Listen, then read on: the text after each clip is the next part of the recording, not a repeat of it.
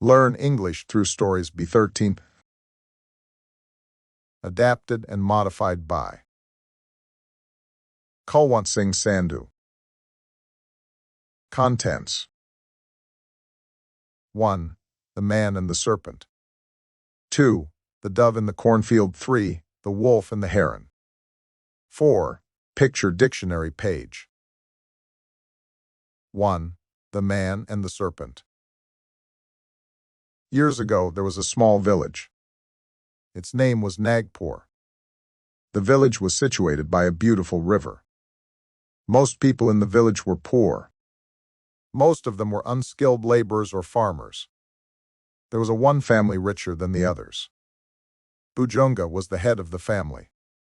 He lived with his wife and 2 their children. His wife's name was Sapna. They had 10 acres of land. They owned 2 oxen, 5 cows, and 2 goats. Many people from the village came to them to buy milk. Bujunga worked hard on the fields. He grew good crops. Sapna was a good cook. She also milked the cows twice a day. Their children, Raju and Rajni, went to school. Rajni was 10-year-old. She was a good girl. Rajni was good at her studies. She also helped her mom in home chores. Raju was 8 years old. He was different. Raju was a little spoilt. He did not like going to school.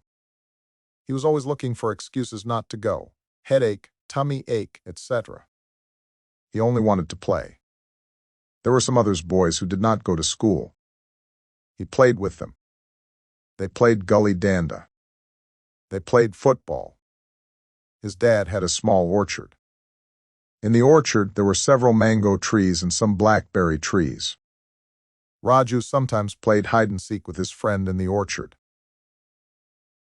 One day, Raju went to the orchard to find some mangoes. When he was moving slowly, looking up at the mangoes, he trod upon a serpent's tail. The furious snake hissed and bit on his foot.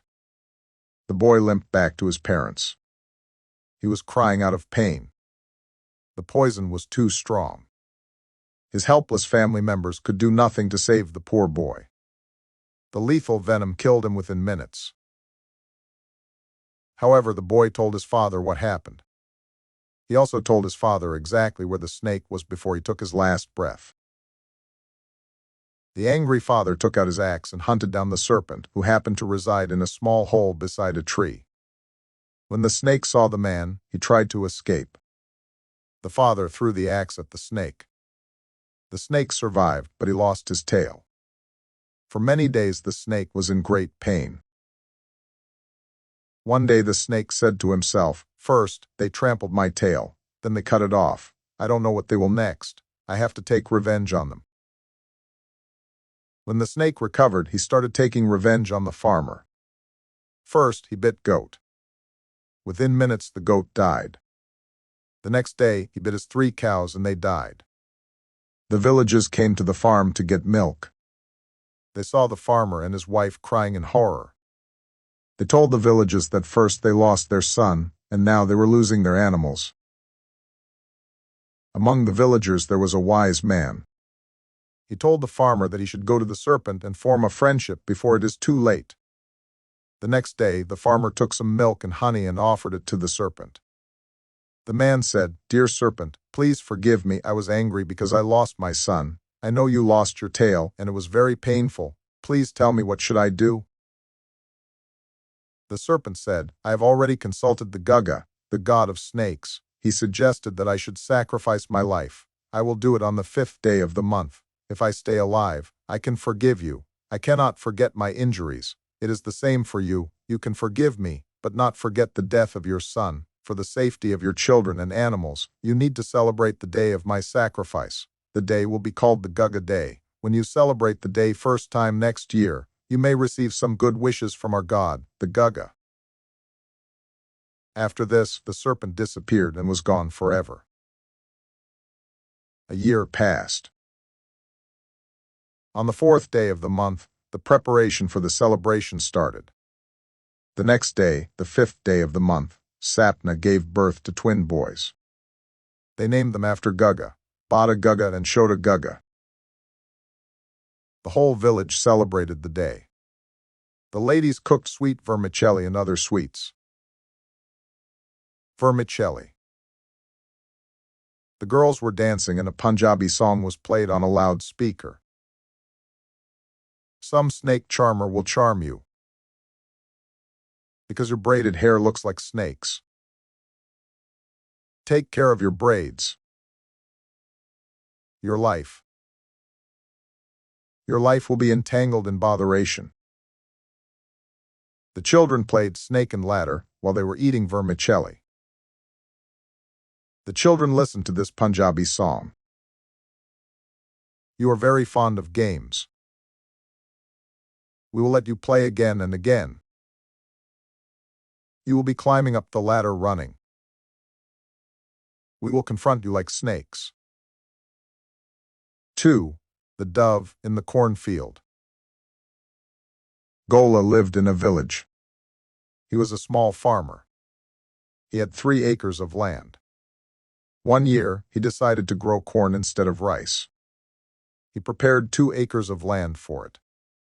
He plowed them. He spread the manure. Then he planted the seed. A month later, a pair of doves, cock dove and hen dove, came to the cornfields. They made their nest there. Soon hen dove laid 2 eggs in it. After a few days, little babies hatched out of them. Cornfield. One day the baby doves overheard the farmer say, "I will call my neighbors to reap this field."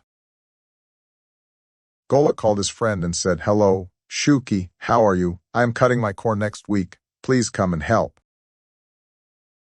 Shuki replied, "I am fine. At the moment, I am repairing my motorcycle. I will call you later." The baby doves got alarmed to hear this and told their mother about it. The mother told them not to worry. Some days later, the farmer came again and said, "I will call my relatives to reap this field." He called his cousin Mama Jai's son and said, "Hello, Papu, how are you? I am cutting my corn soon. Please come and help." Papu replied, "I am fine. At the moment, I am painting my house. I will call you later." The baby doves were frightened again and said, "Mum, we are scared." "Fear not," said their mother. But the next day, the farmer came there with his little son Bitu and said, "I will reap this field tomorrow." The baby doves were terrified again and said, "Mum, we are fearful." "Now is the time to go. When a man says he will do the work himself, he will certainly do it," said the mother dove. Moral: do not fear hollow threats. Punjabi song. Your coquetry and frippery are extreme. The boy is ready to face them. Those who are infatuated with you. The boy is ready to stop them. We both sisters look like a pair of doves. The dove. I had a dove, and the sweet dove died. And I have thought it dies of grieving. Oh, what could it grieve for? Its feet were tied with the silken thread of my own hands weaving. Sweet little red feet, why should you die? Why would you leave me, sweet bird, why? You lived alone in the forest tree. Why, pretty thing, would you not live with me? I kissed you often and gave you white peas. Why not live sweetly, as in the green trees? 3. The wolf and the heron. Wolf loved food. For breakfast he ate a rabbit. For lunch he gulped a small deer. In the afternoon he was hungry again. The wolf caught a large pigeon. He gobbled it in one go. Then he pounced on a parrot and bolted it down his throat. Then he felt a little sleepy. The wolf went to his den and had a nap. After 2 hours' sleep, he woke up. There was only one thing on his mind: food. He walked along the river. The wolf saw a kid goat drinking water. He jumped on it and killed it, then sat on the bank of the river and enjoyed his meal.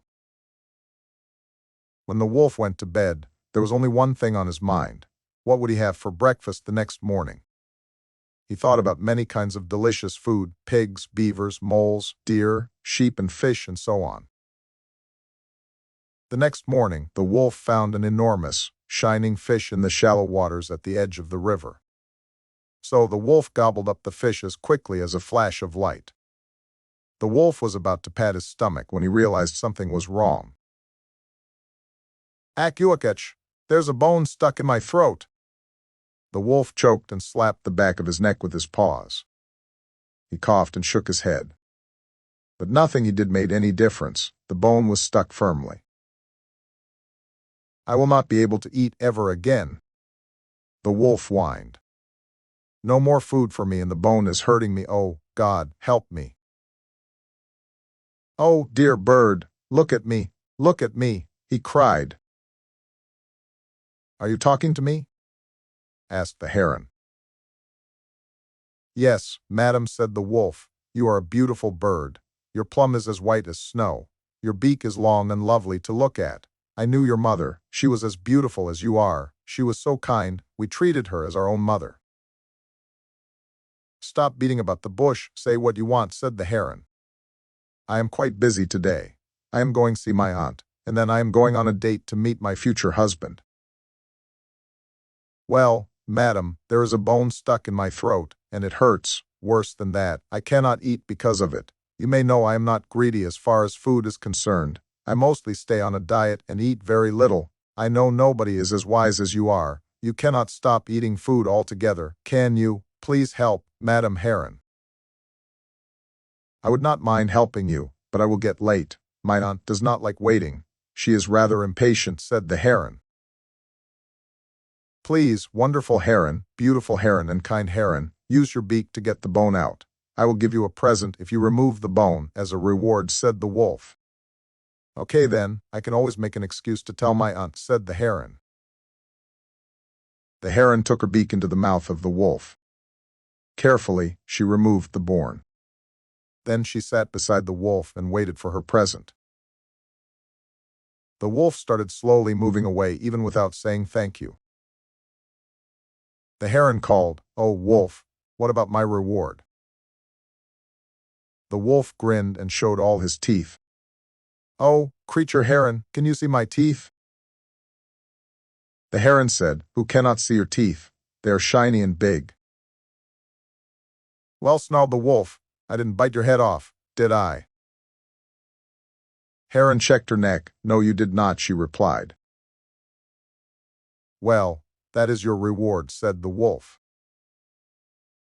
Moral: do not trust strangers so easily. The heron. I said to the heron, "Why do you stand in the fast-flowing stream in the pebbles and sand on only one foot? I would have thought it would be more convenient to put both feet in the stream while you patiently seek the silvery fish to spear with your beak." The heron glared back and his voice quickly rose. "I would thought it was something that everyone knows. In warm air, above water 1 foot I now hold, because fast-flowing streams are excessively cold." 4. Picture dictionary page.